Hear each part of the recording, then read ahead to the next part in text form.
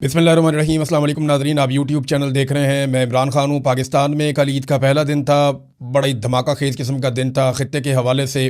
लेकिन सबसे पहले आगाज़ करते हैं पाकिस्तान के सबसे बड़े और मकबूल लीडर, पाकिस्तान के साबिक वज़ीर आज़म और पाकिस्तान की आवाम की अक्सरियत के मुश्तरका लीडर इमरान खान साहब।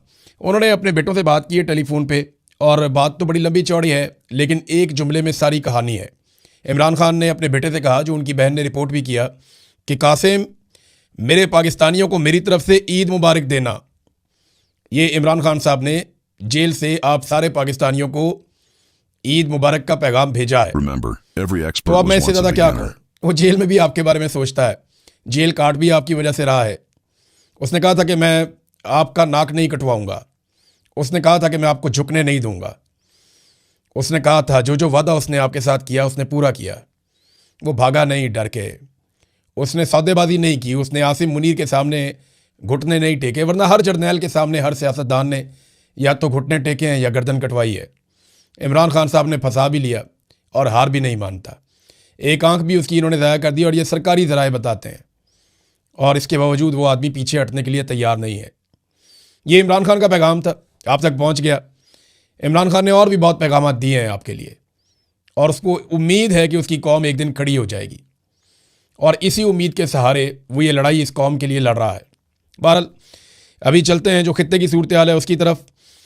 इसराइल ने ईरान की एटमी साइट पर हमला किया, और इसके जवाब में ईरान ने भी इसराइल की एटमी तनसीबात के करीब बड़ा खौफनाक अटैक किया है। अब इन दोनों हमलों में कोई ताबकारी फैली नहीं है, लेकिन ये खदशात बढ़ते चले जा रहे हैं। आलमी इदारा जो एटॉमिक मामलात को देखता है, AIEA, वो खासे परेशान है कि अगर कहीं रेडिएशन हो गई या कोई इस तरह के हालात पैदा हो गए तो दुनिया बड़ी अजीबोगरीब सिचुएशन से दो चार हो जाएगी। वो लोग जिनका जंग के लिए कोई कसूर नहीं है वो भी इसको भुगतेंगे। ईरान ने जोहरी तनसीबात के ऊपर जो है वो उनके करीब अटैक किया है, और ये जो एक शहर है ईरान का, दिमुना, यहाँ पे ईरान ने हमला किया। और पहले इससे ईरान के शहर नतंज पे जोहरी तनसीबात पर इसराइल और अमेरिका ने हमले किए थे। ईरान ने अब जवाबी कार्रवाई की है, और ये सहूनी जोहरी तनसीबात पर उसने हमला कर दिया है। अब दो जगहों पे ईरान ने अटैक किया, इन दोनों जगहों के दरमियान ज़्यादा कोई फासला नहीं है, यानी अगर आप स्ट्रेट लाइन देखें तो लगभग 25-30 किलोमीटर का फासला है। ये इस जगह पे ईरान ने अटैक किया। इसमें से एक अराद शहर है और एक डमुना का इलाका है, अराद का इलाका और डमुना का इलाका। यहाँ पे करीबी इसराइल की जो है वो जोहरी तनसीबात है, और इसके बाद पूरे खित्ते में खासतौर पर इसराइल में खौफ की लहर दौड़ गई है। लेकिन इन दोनों हमलों ने नुकसान बहुत ज़्यादा कर दिया है, यानी इसराइल को कभी इतना परेशान नहीं देखा गया, और इतना तज़ब्ज़ुब और इतनी बौखलाहट इसराइल की नहीं देखी गई जितनी इन दो हमलों में देखी गई है। ये दोनों हमले बैलिस्टिक मिसाइल के जरिए किए गए ईरान की जानिब से, और इन दोनों हमलों को रोकने के लिए आयरन डूम ने अपना पूरा जोर लगाया। वजह यह है कि जो जितना हसास इलाका होता है वहाँ पे फ़िज़ाई दिफाई निज़ाम उतना मजबूत और मरबूत लगाया जाता है। आयरन डोम की जो छतरी पूरे इसराइल के ऊपर लगाई गई थी, इस इलाके पे ख़ास तौर पे बैटरियां और इंटरसेप्टर्स जो हैं वो उनको लगाया गया था, उनकी ड्यूटी थी यहाँ पे। लेकिन पूरी कोशिश के बावजूद ईरान के इन बैलिस्टिक मिसाइल्स को रोकने में आयरन डोम या फ़िज़ाई दिफाई निज़ाम जो है इसराइल का वो नाकाम रहा। अब तबाही बहुत ज़्यादा हुई है। ये जो अराद का इलाका है, यहाँ से तो रिपोर्ट हो रहा है कि 100 से ज़ायद लोग इसमें ज़ख्मी हुए हैं। अभी तक कोई जो मारे गए हैं वो तो रिपोर्ट नहीं हुए, लेकिन 100 से ज़ायद ज़ख्मी हुए हैं, और बहुत सारे लोगों के बारे में बताया जा रहा है कि वो मलबे के नीचे दबे हुए हैं, और वहाँ पे इमदादी कार्रवाइयाँ जारी हैं। इसके अलावा जो दूसरा इलाका डमुना का है, उधर तो बहुत खौफ फैल गया, उसको तो इसराइली मीडिया ने रिपोर्ट किया। इससे पहले इसराइली मीडिया लगातार छुपा रहा था, हर किस्म के हमले को वो छुपा रहे थे, अपने नुकसान को वो छुपा रहे थे, लेकिन एकदम उन्होंने बताना शुरू कर दिया। इसका मतलब है कि ये बहुत अलार्मिंग सिचुएशन है इसराइल के लिए। नेतन्याहू ने जो एक स्टेटमेंट दिया, वो स्टेटमेंट अगर मैं आपको पढ़ के सुनाऊं तो आपको सारी कहानी समझ आ जाएगी कि कितना प्रेशर है इस वक्त।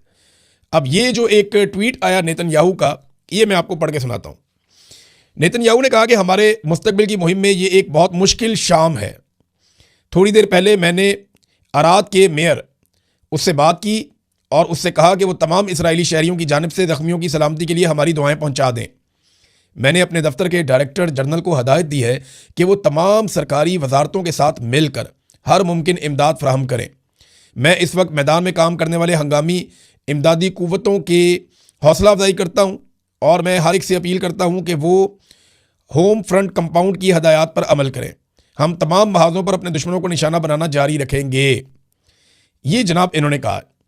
अब इसको ज़रा आप समझे ना कि इसराइल के ऊपर दबाव कितना ज़्यादा आया। इसराइली वज़ीर आज़म ने 2-3 अलग अलग किस्म के स्टेटमेंट जारी कर दिए हैं इस हमले के बाद। ये 2 हमले खौफनाक थे।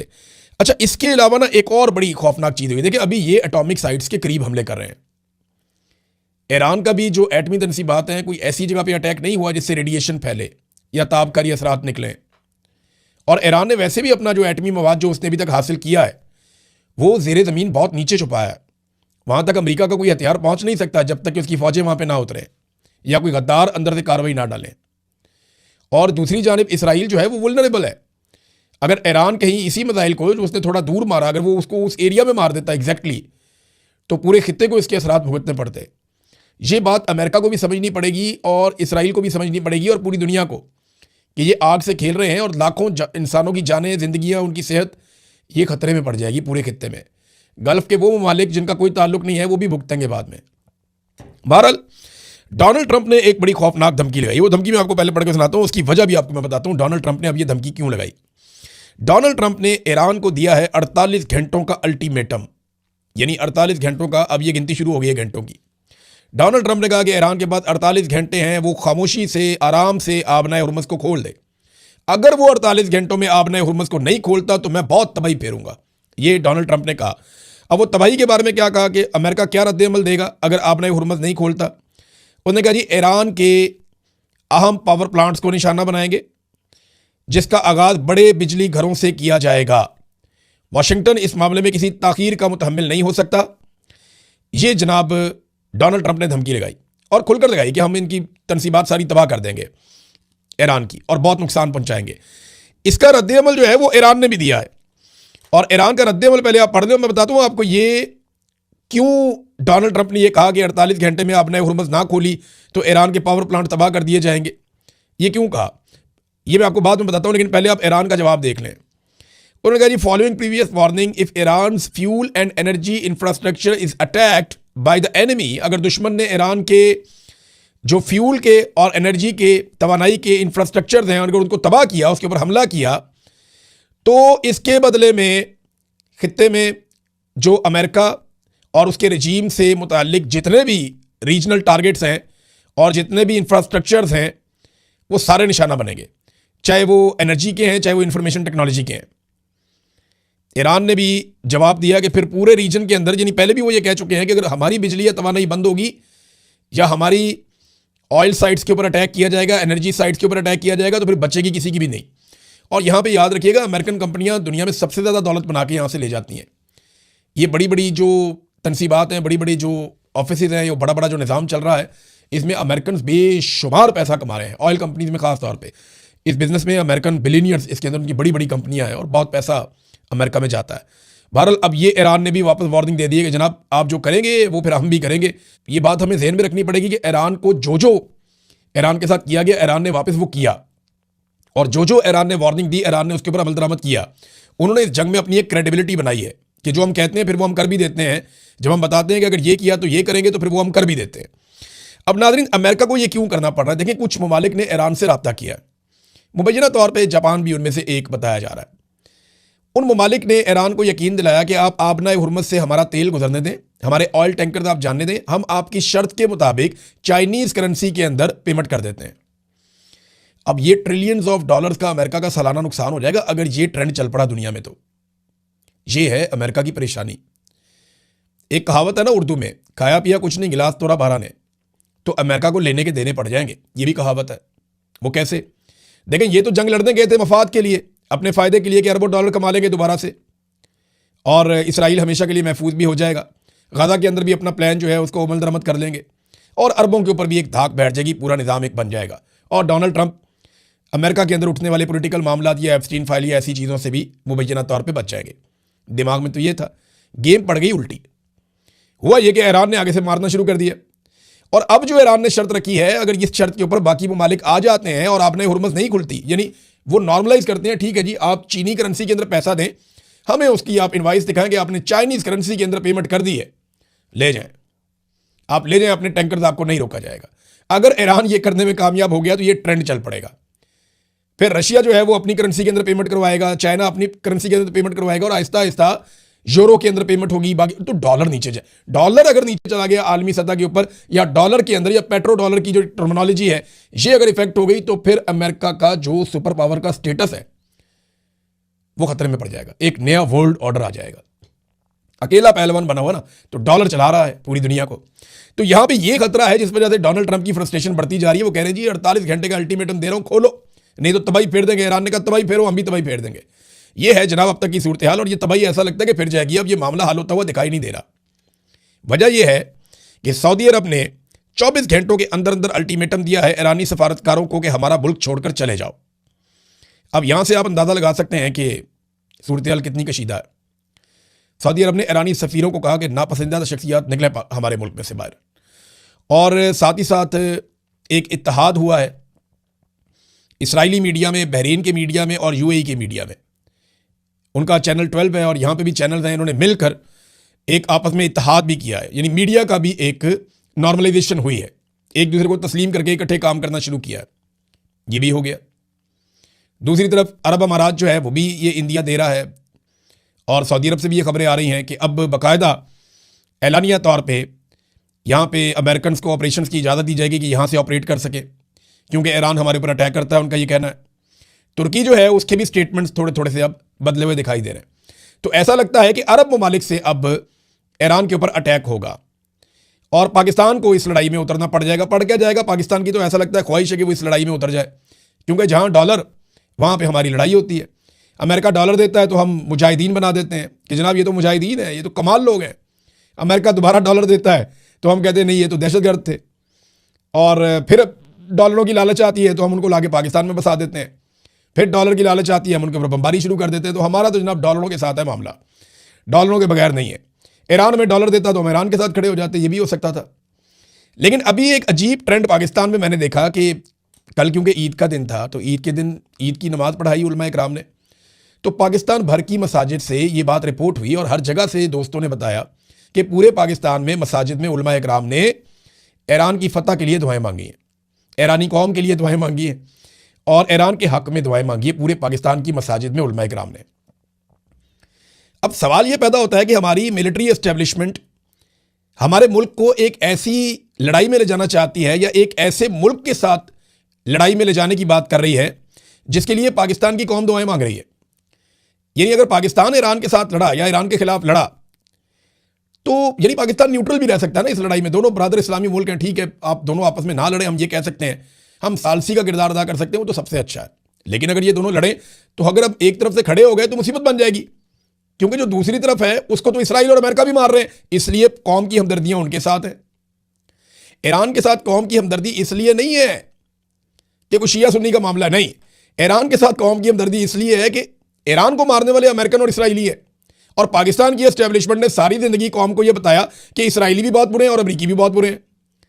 अब कौम के दिमाग में वो बात बैठ गई है, तो कौम कह रही है जी अगर वो इतने ही बुरे हैं तो आज ईरान उनसे लड़ रहा है, तो आप ईरान से क्यों लड़ने जा रहे हैं? तो ये कौम जिसके लिए दुआ कर रही है ये उसके साथ लड़ने जा रहे हैं। ये बड़ा महंगा काम पड़ जाएगा और बहुत अजीब काम हो जाएगा। नादरीन, ईरान ने एक चीज पे और खबरदार किया है, और इसके ऊपर बीबीसी की रिपोर्ट भी है। ईरान ने कहा कि अगर अमेरिका ने खारक जजीरे के ऊपर हमला किया तो ईरान बहरा अहमर और आबनाए बादल मंदब इन दोनों को भी गैर मुस्तहकम कर सकता है। अब ये बहरा अहमर कौन सा है? ये रेड सी है, ये बाब मंदब से आगे ऊपर जहाँ पे नहर स्वेद है, ये वहाँ तक का इलाका है समंदर का। और इसको ईरान कैसे गैर मुस्तहकम कर सकता है? यहाँ पे देखें सिक्योरिटी के कुछ एरियाज बने हुए हैं, उनको ईरान मिसाइलों से निशाना बना सकता है। और जो हौसी हैं वो क्योंकि यमन के हौसी ईरान को सपोर्ट करते हैं, तो वो भी यहाँ पे एक बदअमनी पैदा कर सकते हैं। तो तेल की तिजारत मज़ीद मुतासिर हो जाएगी कि जो अल्टरनेटिव थोड़ा बहुत तेल निकलता है या कोई उनका है बंदोबस्त, वो भी ख़त्म हो जाएगा।